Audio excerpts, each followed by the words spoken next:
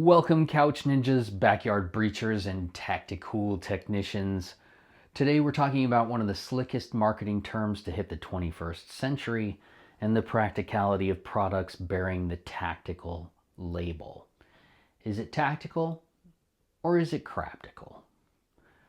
Stay tuned for details on my giveaway of a Coast G60R waterproof flashlight. It is rechargeable, and I will be giving it away to one of the first 100 subscribers to my channel. Check the link below for how to contact me. Make sure you leave your YouTube screen name and a way to get in touch with you should you win that giveaway. I'll ship it to you for free.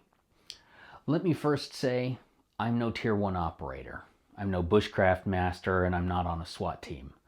Most people aren't. However, I think that many people wind up wasting a lot of their hard-earned money because of the idea that being part of something dangerous, exciting, adventurous, and technical is a great selling point.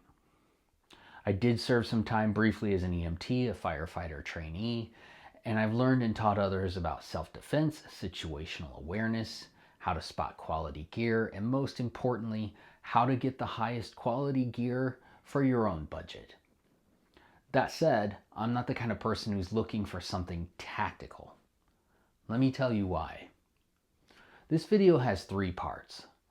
A background on the retail industry use of the word tactical, what I think tactical really means, and whether or not we should even be focused on the word or tools and gear that feature the word in them. This won't be a product review. It's a terminology, philosophy of use, and contested debate/opinion piece. First, some of the information I think is critical. I've seen some of the dumbest things called tactical. It seems that as soon as we add the word, millions of people take notice. It's the idea somehow they're more empowered, faster, or more efficient just because someone said an item is tactical. I've also, on the retail side, seen retailers and manufacturers charge a premium for things with the label when clearly it never deserved such. Tactical pens, tactical key rings, tactical soap, tactical lights, and tactical footwear are a few examples.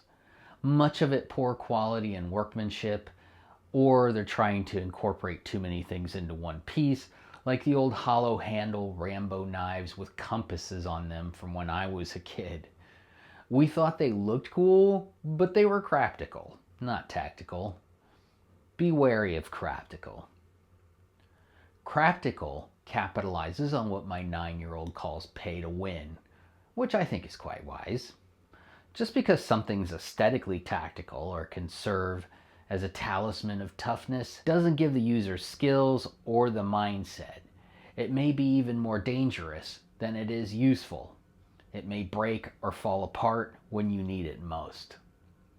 In the personal defense and firearms training world, there's no substitute for training, legal knowledge, and often knowing whether or not the tactical label is legit. Keep that in mind when you make those types of purchases. Using labels like tactical to determine your success is worthless.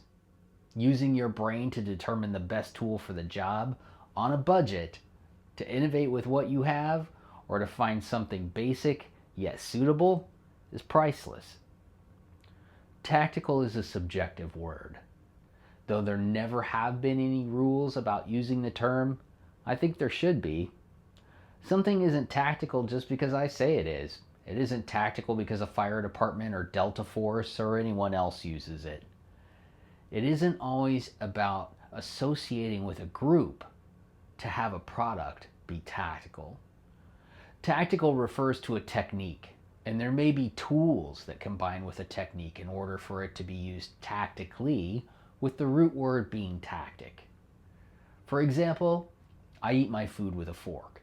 If I raise my fork to my mouth, that's a tactic. I don't call it tactical eating. Maybe I should do a video on that though.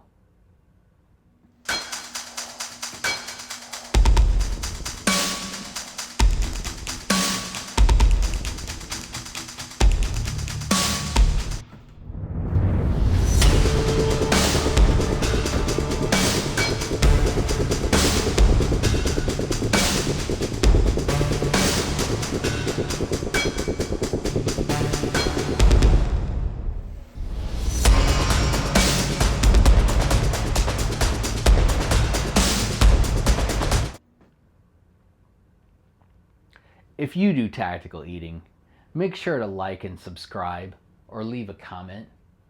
Moving on.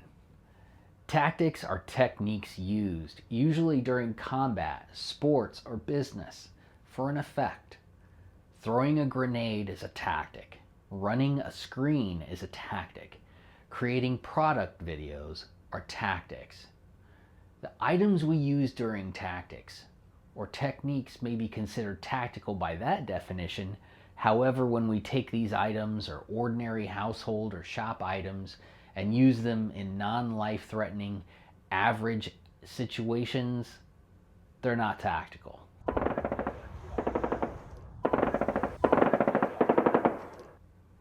To use the term otherwise implies that we're tacticians in our everyday lives, and there's a heightened need for combat-proven techniques and tools.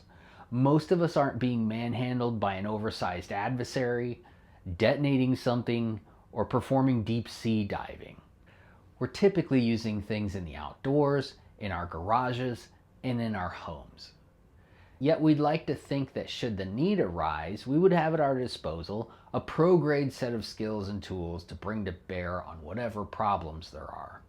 That's where the idea of tactical takes hold, and for some it gets the better of their judgment, because they expect a product to provide or enhance the feeling of power or superiority. It's cool, right? This is what so-and-so badass uses on his AR. This is what hostage rescue teams use to fast rope into windows. This is what search and rescue uses to find disaster victims. Many of us don't need anything of the sort. And you may think I'm poo-pooing your ideas of fun, collecting, or retail therapy. I'm definitely not. This isn't an attack. It's a request to use your head and study your feelings. I bet you'd buy less of what you don't need and more of what you do. Which brings me to my next point.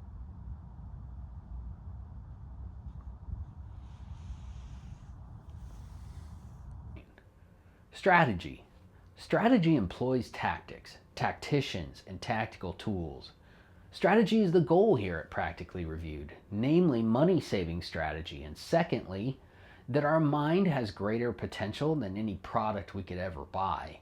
We can create products of our own and improvise with those we already have. Keep in mind too that tactics and tools can be limiting. Strategy is versatile.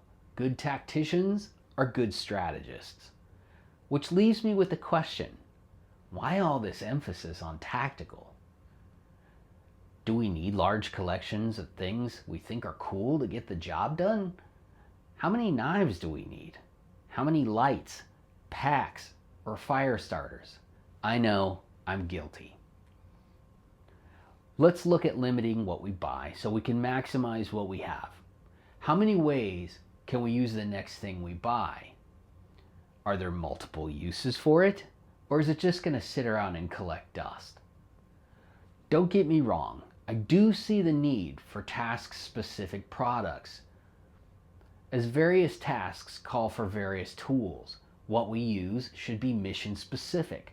Sometimes I want to buy something for it being excellent in a category, however, I don't want to buy it just because I think it's tactical.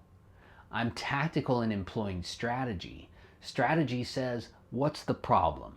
What's the solution? What do I have on hand? How do I modify what I have? It doesn't say, what can I go buy? That said, I do have plenty of tactical things that are quite ordinary and plenty of things labeled tactical because I have many tools or techniques that I use that I think could go a long way. Tools never trump strategy.